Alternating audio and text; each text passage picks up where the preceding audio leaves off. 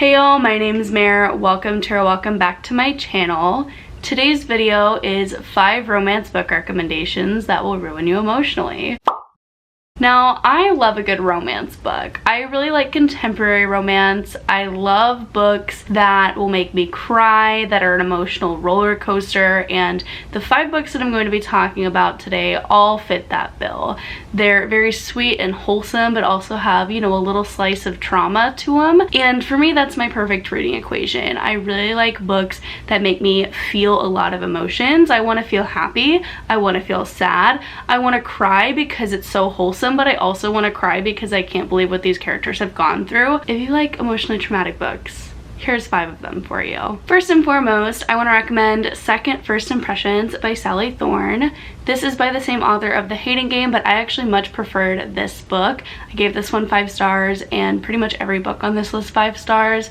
And this one just absolutely blew me away. It made me cry because of just pure wholesomeness and how much I wanted these two characters to be together. So when they were finally together, it was like, I was screaming. Second First Impressions follows Ruthie, who works at a retirement home, and she's very in her way. She has her own routine and way of doing things, and she meets Teddy, who is so unlike her, basically her polar opposite.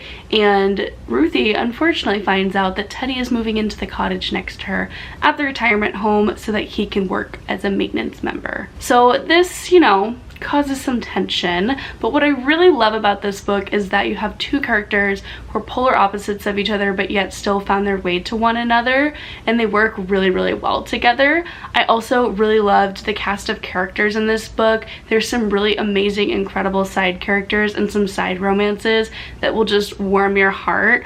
I really just want to pitch this book as a giant warm hug. I really felt so many things reading this. I definitely sobbed reading this book, and not many books can make me do that. So if you like turtles, if you like retirement home love stories, if you like sweetness, this one is definitely one I would recommend. The next book that I want to recommend is Delilah Green, Doesn't Care by Ashley Herring Blake, and this one I also really loved. I don't know if this one made me cry, but it's definitely a book that I think you will absolutely love if you like any other contemporary romances or books on this list. Delilah Green, Doesn't Care follows Delilah Green. I know it's shocking, but she is actually returned back home to Bright Falls, this small town where she grew up.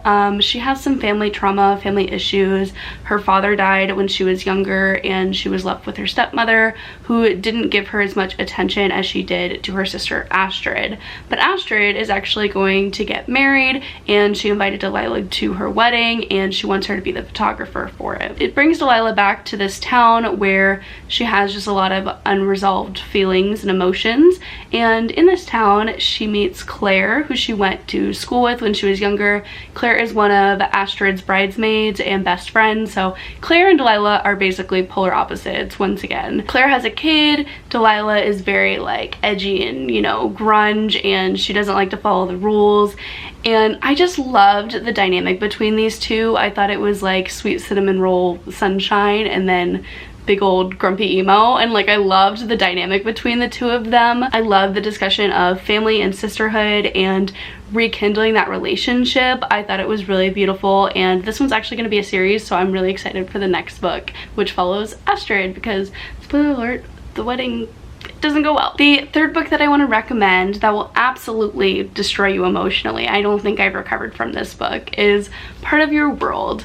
Now this book, oh my god, I guess like all these books on this list I just realized are pretty much like polar opposite people, so maybe that's just like a trope that I'm really into.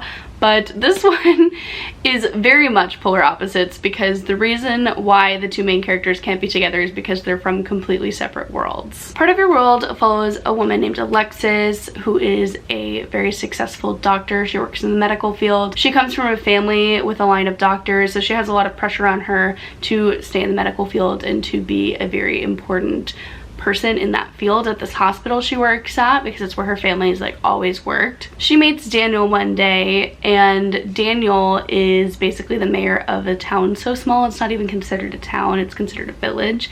So they're very different people, very different priorities in life, But what I really loved about this one was that there were two people from completely different worlds who somehow were able to make it work, and I thought it was just so beautiful. I love stories like that because it really shows you that when you love someone, yes, there are obstacles you can't overcome, but even when the world seems so against you, true love can prevail, and I felt like that was really evident with Part of Your World.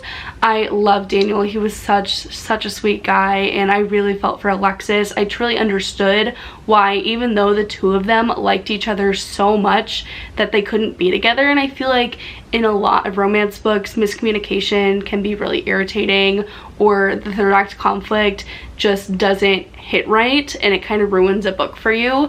But Part of Your World was just handled so well. I really felt the disconnect between these two characters. Even though they had so much longing, there was a true reason why they couldn't be together, and it truly showed. I also just really liked this book because it dealt with a lot of self-healing. Alexis went through a lot of emotional trauma with her previous relationship, and there's a lot of exploration into that, and I just was really proud of her for the woman that she became and everything that she was going through and how she was able to overcome it. So this one, probably my favorite out of this entire list, but I really did enjoy all these books.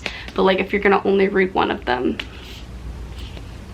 this one please. The fourth book that I want to recommend that will absolutely emotionally destroy you is Loveless and Fancy Ships. Now, this one follows a woman named Jo who has a list of 30 things she wants to do before she turns 30, and she was working towards this list, and all of a sudden tragedy struck. Her nephew unfortunately passes away in a biking accident, and so she has to put her list on hold. She's going through a lot of emotional grief because of it, and she decides, you know, after a couple months, okay, I'm gonna get this list done over the summer before I turn 30. But her nieces, who actually came to visit her every summer with her nephew, come into town unexpectedly, and she has to once again put her list on hold, and she's not able to accomplish everything that she wants to until her nieces suggest that they actually all do it together. So this one's really sweet because there's a really wonderful family dynamic. You can see how much Jo cares about her nieces, and I loved the relationship between them. This book also handles grief really well. I just thought it was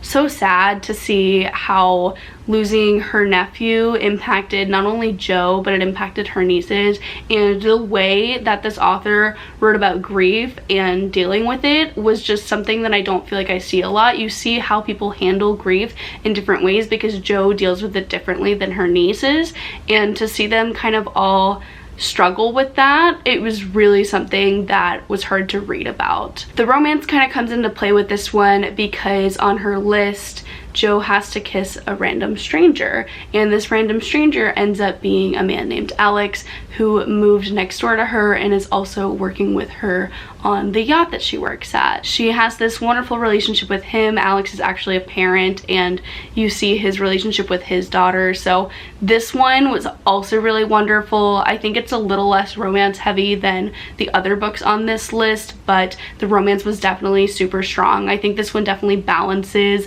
a lot more things: the emotions, the grief, the trauma, and working through that, but also giving yourself a chance to find love. It was so perfect. I loved this book. Definitely one of my favorites. The last book that I want to recommend is The Soulmate Equation by Christina Lauren, and you're shocked, I'm shocked, we're all shocked that a Christina Lauren book made this list. I just never thought I'd see the day where I gave a Christina Lauren book not only 5 stars, but want to heavily recommend it to people. So The Soulmate Equation follows a woman named Jess who finds herself in a situation where she has to submit DNA to this app where you can find out who your soulmate is based on your genetic compatibility. So the way this app works is there's different percentages of how compatible you are based on your DNA, and it's usually, you know, like a 70% is a really good match, and it's not very heard of.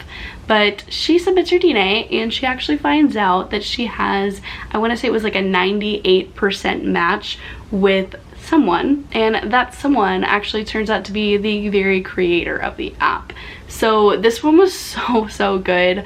I really liked this one because Jess actually has a daughter, and she also has a very close best friend named Fizzy, and I really like seeing how Fizzy interacted with Jess and also Jess's daughter, and I loved seeing how River treated Jess and her daughter. Like, I loved it. I loved it so much. I thought it was so sweet, and just the fact that Jess's kid was always like a very big component of the book was something that I thought was really special and something I don't read about a lot, so it definitely hit me right in the feels. I just really liked this one because of that element. You know, I thought it was super emotional to have this kind of disjointed family come together, but I also just really liked how it had such a unique element to it. I thought it was a very interesting storyline for a romance book that I hadn't read about before. Those are my 5 romance book recommendations that will ruin you emotionally. Let me know if you've read any of them, if you agree with me. Did they emotionally ruin you as they emotionally ruined me?